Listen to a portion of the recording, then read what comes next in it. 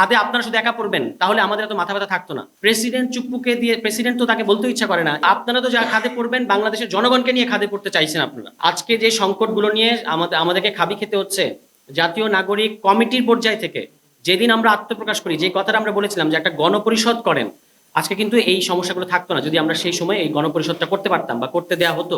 আমাদের সেই দাবিটা এখন যতই দিন যাচ্ছে এটা প্রমাণিত হচ্ছে যে জাতীয় নাগরিক কমিটি অনেক আগেই সঠিক রাজনীতি বাংলাদেশের মানুষকে মানুষের সামনে হাজির করেছিল। খাদে আপনারা শুধু একা পড়বেন তাহলে আমাদের এত মাথা ব্যথা থাকতো না, কিন্তু আপনারা তো যা খাদে পড়বেন বাংলাদেশের জনগণকে নিয়ে খাদে পড়তে চাইছেন আপনারা। আমরা কি ভুল নেতৃত্ব বাছাই করেছি কিনা এই প্রশ্ন ওঠে মাঝে মাঝে।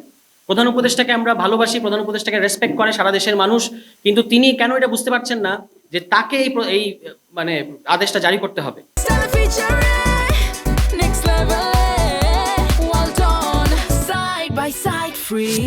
তিনি এটা প্রেসিডেন্ট চুপ্পুকে দিয়ে করাচ্ছেন।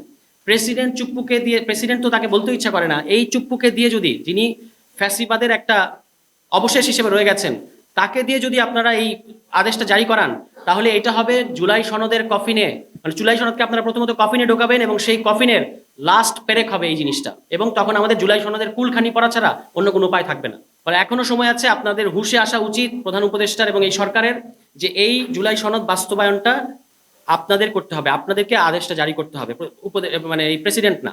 প্রেসিডেন্ট করলে এটার আইনি, এটার রাজনৈতিক এবং নৈতিক সমস্যা ছাড়াও আইনি সমস্যার মুখে এটা সামনে পড়বে, এবং তখন আপনি থাকবেন দেশের বাইরে, আমাদের থাকতে হবে এই দেশে। আবারও কি আমরা যেটা নিয়ে সংগ্রাম করেছি, যেটা নিয়ে রক্ত দিয়েছি, সেটা নিয়ে আবারও আমরা রক্ত দেবো?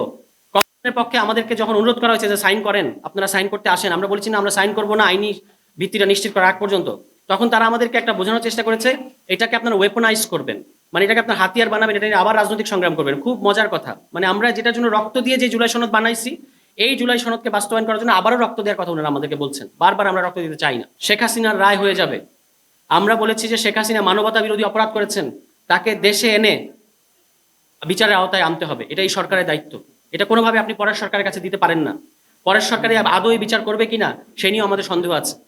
ফলে প্রধান উপদেষ্টা আপনি তো খুব সুন্দর করে বলেন, যখনই বলেন তখনই বলেন বিচার হবে, সংস্কার হবে, নির্বাচন হবে।